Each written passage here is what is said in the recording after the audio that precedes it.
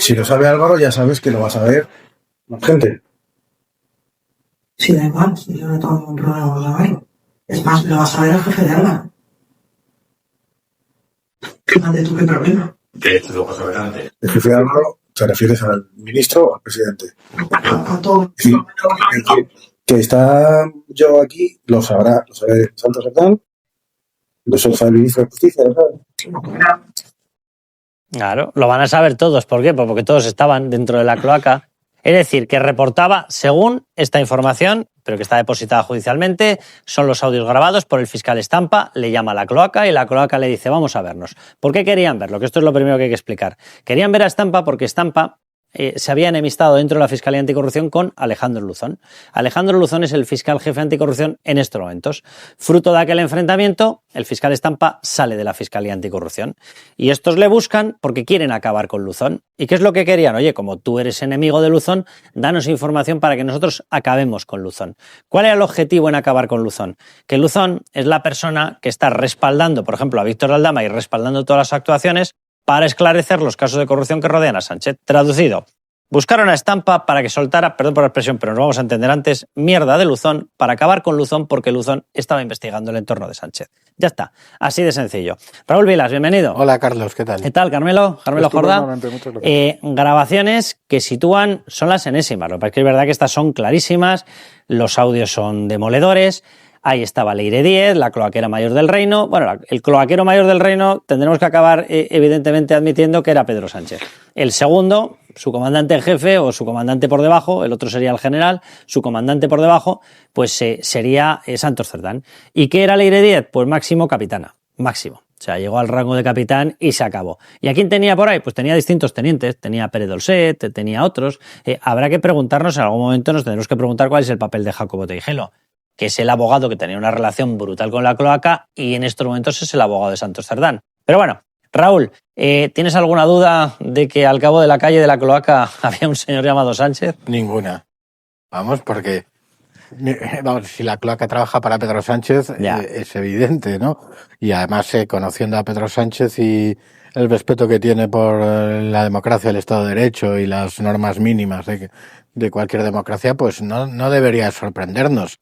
Sé que puede, o sea, al principio parece muy grave, hay gente que no se lo quería creer, que se apoyaban pues en eso, en el carácter así un poco histriónico de Leire, que es un poco fantasma, es un personaje así, claro, sí, con ribetes ridículos, pero es que precisamente los ejecutores, los esbirros en la mafia, pues no son personas de elevado nivel. Pero vamos, es que además, si te fijas, el esquema es exactamente qué tiene que ver esto con un libro de investigación. El esquema es el mismo que con la juez Viedma. Buscaron también a un enemigo de la juez Viedma para intentar sacarle mierda. Que une a la juez Viedma y en este caso a Luzón. Pues la juez Viedma estaba juzgando al hermano de Pedro Sánchez y Luzón dejó en libertad a Aldama, que está alargando de la trama de corrupción. ¿Quién es el beneficiario de todas estas gestiones? El beneficiario último, Pedro Sánchez. El punto de conexión es Pedro Sánchez, siempre se mire como se mire. Hemos escuchado, Carmelo, a Leire Díez y a Pere Dolcet. Hemos escuchado a los dos. Cuando pregunta ¿quién va a saber o quién está sabiendo qué es lo que estáis haciendo? Responden el ministro de Justicia, Félix Bolaños, y el presidente del gobierno, Pedro Sánchez. Pero es que en otro fragmento de esta grabación, Pere Dolcet se viene arriba y además explica el porqué de la reactivación. Ahora les explico por qué digo reactivación y no activación de la cloaca. Mira, hay un antes. Y luego, Es la orden del presidente. Y luego otra cosa muy importante es que la gente lo entienda. Claro, yo pienso, es que esto es tan gordo. Esto es tan gordo. Hay una orden del presidente y se están refiriendo a las fechas clave. ¿Cuál fue la fecha clave? 25 de abril de 2024. ¿Qué día es ese? Pues un día después de la carta del hombre profundamente enamorado, porque acababa de descubrir que Begoña estaba imputada. Bien, y justo ahí, a raíz de lo de Begoña Gómez, se reactiva la mecánica. ¿Por qué? Porque había que proteger a Pedro Sánchez. ¿Haciendo qué, Carmelo? Pues destruyendo carreras de jueces, de todos los que investigasen, de UCOs, de fiscales anticorrupción, lo que hiciera falta. Lo que fuese y que no fuese, desde luego, la defensa que se espera, digamos, legal. Legal nada, ilegal todo. Exacto. A ver, yo en este tema, y oyendo el primer audio que oíamos, hay dos posibilidades que son claras. Es decir, y no hay más, solo hay dos. La primera, que el Leire 10, efectivamente, como nos han dicho, es una pequeña Nicolasa que va por aquí diciendo cosas y tal. Lo cual, a estas alturas, habría provocado, sin ninguna duda, una querella. Efectivamente. Es decir, porque tú no puedes Que se dejar hubiese por ahí... personado el Partido Socialista. Claro, Claro. O sea si esa señora no es nadie y va por ahí diciendo Difamándote. que está haciendo gestiones, que lo sabe el ministro, que lo sabe el presidente, que lo sabe Cerdán, tú le cascas una querella, pero en 0, porque, a ver, es que es muy grave lo que dice. Si fuese mentira, es muy grave lo que dice. Está implicando al presidente del gobierno, bueno, lo que estamos diciendo aquí, está implicando al presidente del gobierno en una red de comisión de delitos. Entonces, o hay querella, o Leire 10 no es una pequeña Nicolasa y no va Ojo, por ahí... que haya querella no querría decir que fuese falso. ¿eh? No, pero querría no. decir que por lo menos tienen algo de pudor. Exacto. Que intentan disimular. Pero también correrían un riesgo. Es decir, es evidente, ¿no? Yo creo que no hay querella. Si no han intentado disimular, es porque corren un riesgo. Yo te reconozco que en estos momentos no sé cómo no intentan disimular, porque ya está el procedimiento judicial, ya está la causa judicial lanzada, por tanto no vas a provocar que se investigue. O sea, fíjate que yo ahora a lo no les mejor daría... sí que provocas que alguna persona, o la propia Leire, o alguno de los implicados, se enfade. Esa es la historia. Y O sea, entonces no es una... cante, pero cante O sea, no es una la cuestión- colección completa de Exacto, las obras no es una de cuestión Verdi. de procedimiento judicial, es Claro. una cuestión de hasta dónde les tienen pillados y que no se atreven ni siquiera a personarse, a dar la sensación de que van contra Leire. Lo que quiere decir que lo que tiene Leire o lo que tiene Dolce del Partido Socialista es brutal, porque si no hubiesen dado el paso. Quiere decir que la Efectivamente. temen. Y si la Totalmente. temen, Exacto. es por Entonces, si la temen es, primero, porque efectivamente era quien decía ser, es decir, una persona autorizada para hacer esas ofertas, y segundo, porque debe tener, si estos son los audios de estampa, imaginaos los Claro. que puede tener esta. Por ahí voy. O sea, yo no me creo que Leire 10 fuese tan tonta como para no haber grabado cosas, para no haber guardado documentos. Si todo el mundo grababa, además. Aquí sí, en el Partido Socialista, por lo visto, según te afilias, está en una grabadora. Es una cosa surrealista. Pero vamos a otra declaración de Dolcet, porque a lo mejor esto explica la historia. Porque Dolcet habla de un contacto directo entre Leire 10 y Pedro Sánchez. Aquí sale en la imputación de Begoña, mujer del presidente, en abril del año pasado. Y entonces, Leire me llama y me dice, Javier, yo claro, se monta en revolución, no dice, no estaban todos los audios de los espionajes al presidente, ¿eh? Dice, sí, esto sí. Y entonces ella ya volvió a su casa, que no mira todo esto, todo. Y entonces el presidente ya dijo que se limpie todo. Límpiese, sin límite. Claro, supuestamente la frase se la dice Pedro Sánchez a Leire 10. Límpiese sin límite. Es decir, tuvo que haber algún contacto. Que era lo obvio, ¿eh? Si es que desde el primer momento, en cuanto salió la información de la cloaca, empezamos todos a mirar y lo primero que nos encontramos era un repertorio en redes sociales de fotografías de ella con él, ella con Pachi López, ella con no sé quién. Había estado con todo el mundo del Partido Socialista. Y luego, cuando le chequeamos los intercambios de mensajes que tenían en redes sociales, muchos de los mensajes suyos se los retuiteaba Pedro Sánchez. Los de Pedro Sánchez tiene más sentido que los retuitee ella, porque era el líder del partido. Pero ¿qué hacía Pedro Sánchez con una relación básicamente directa en redes sociales con ella? Es decir, ella tenía contacto con él, y aquí Pere Dolcet lo que dice es que la orden de limpiese todo se la da Pedro Sánchez a Leire 10. Claro, posiblemente si ha existido esto, ella tiene guardados comprobantes, grabaciones de conversaciones con Pedro Sánchez. ¿Se atreve a moverse Pedro Sánchez? Ni un milímetro. límpiese todo sin límite. Sí. La frase. El sin límite es terrible. Es mafioso. Porque de lo Es que estamos, mafioso. o sea, claro, de lo que estamos hablando es de lo que estamos hablando. Es decir, o sea, podéis hacer lo que sea. Es una cosa, es mafioso. No, es del estilo del bolivariano. Sí. Sí, insisto, esto si lo coges de manera aislada, pues decir, es una fantasmada, esta tía es una friki, esto es... Pero es que está dentro de un contexto, y es un contexto que le da muchísima verosimilitud. Para empezar, porque el que sí que está ya fuera de toda duda, era, digamos, el jefe directo de Leire 10, es un señor que está en la cárcel, no es un santo... Y además un señor que está en la cárcel representado por un abogado que estaba vinculado también a la cloaca, y era el secretario de organización del Partido Socialista, y iba en el Peugeot con Pedro Sánchez. Es que todo concuerda para darle mucha verosimilitud. Hasta el punto, si las frases textuales son así, si dijo sin límite, no lo sé. Pero que aquí había órdenes de arriba de todo, En breve creo que está claro. al Peyot lo vamos a tener que rebautizar como el mafia móvil, porque Claro. Dios bendito lo que había ahí Y dentro. además, Pero cuando dijo- tú compartes eso con tres personajes, me refiero a Sánchez, como Koldo, Ábalos y Cerdán, es que es absolutamente increíble. ¿Qué iban a estar hablando en el Peugeot de las ganas que tenían de salvar el mundo, de lo preocupados que estaban por el cambio climático? Sí, de la criminalística marxista, seguro. Y del feminismo y tal. Venga, hombre, por favor. Lo sustancial. Muy rápido, no que es- quiero poner otro fragmento que afecta a las famosas saunas y Un prostíbulos. segundo. Lo sustancial no es que Sánchez dijese o no exactamente Ya, sin claro. límite. Lo sustancial es que Leire lo entendió. Sí. O sea, fuese lo que le dijese, Leire sabía lo que quería decir. Que sí, que sí. Vamos a escuchar ese fragmento. Agárrense porque hablan de una especie de contraofensiva contra Sánchez por el tema de las saunas y los prostíbulos.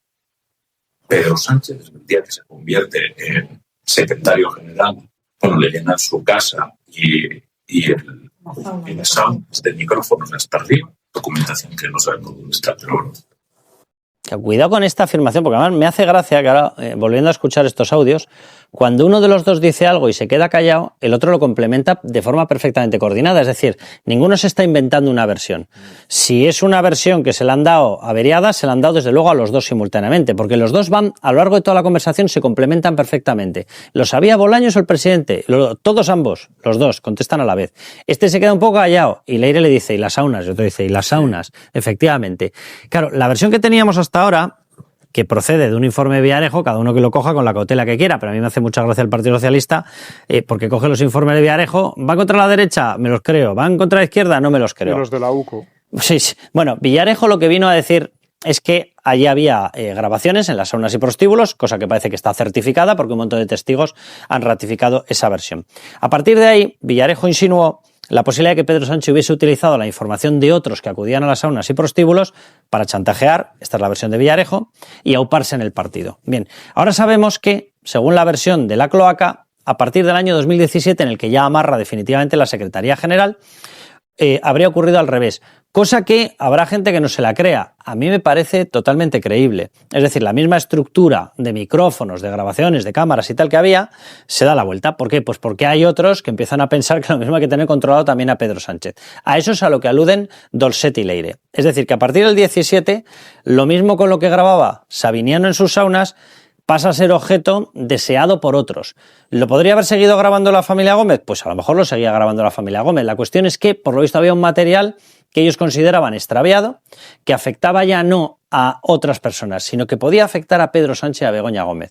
Y a mí esto me huele mucho a la famosa pregunta que él nunca ha querido responder, de si el dinero de las saunas y prostíbulos financió sus primarias. A mí me huele a esto, Raúl. Totalmente. Vamos a ver. Que Villarejo es cloaca no lo duda nadie. Entonces, y efectivamente esto ya lo anticipaba Villarejo hace muchos años. Vamos a ver, es que eso es muy fácil. El crowdfunding cubre todos los gastos. ¿De dónde procede el patrimonio de Pedro Sánchez y de su mujer? Yo creo que esa es una de las claves. El PP está insistiendo mucho en eso.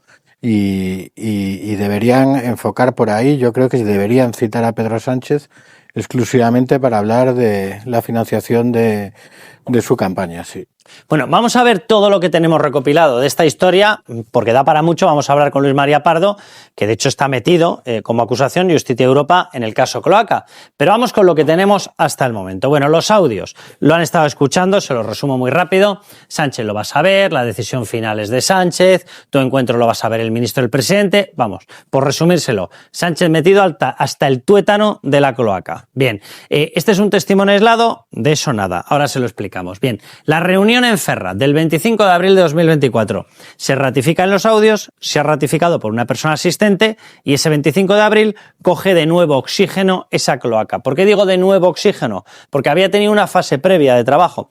En esa fase previa de trabajo se había dedicado, agárrense, lo digo por la coordinación con Santos Cerdán, a los trabajos necesarios para conseguir que los separatistas apoyasen a Pedro Sánchez. De nuevo vuelve a salir Pedro Sánchez. Ahora, el 25 de abril, efectivamente es el día después de que Pedro Sánchez, por lo menos oficialice o les diga allí a los de la camarilla más cercana que se acaba de enterar de la imputación de Begoña Gómez. Es decir, que todo se relanza para proteger a Sánchez. Sánchez 1, Sánchez 2. Testimonios señalando a Sánchez, agárrense, de Pere Dolcet, lo que acaban de escuchar. De hecho, lo hizo previamente en una conversación cuando sacan las primeras informaciones en el Confidencial.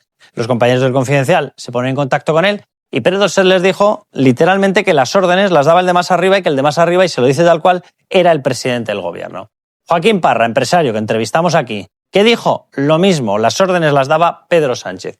¿Y qué dice Estampa? Es el autor, de hecho, de estas grabaciones. Literalmente lo mismo. O sea que tenemos ya 3 testimonios de nuevo señalando a Pedro Sánchez. Menciones continuas al fiscal general. Cuidado con este factor. ¿Quién manda sobre el fiscal general? De hecho, es una de las cosas que preguntan esos audios Estampa.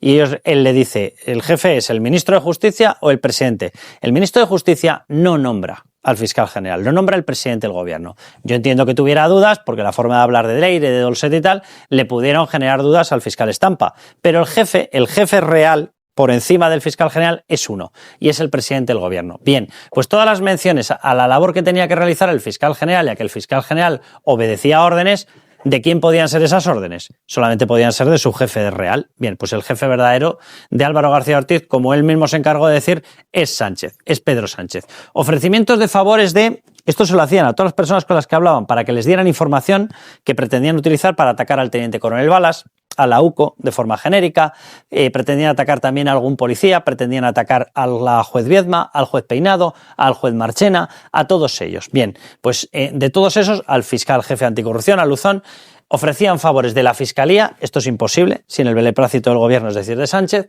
favores de la policía, es imposible sin el beneplácito de Marlaska, es decir, de Sánchez, de la Abogacía del Estado, lo mismo, tiene que decirlo Sánchez, y por lo tanto toda la operativa solamente era posible si tenía conocimiento presidencia del gobierno, que es lo que están permanentemente diciendo Dolcet y Leire. ¿Por qué lo dicen? Porque era la única forma. Bien, pues si es la única forma, cobra credibilidad.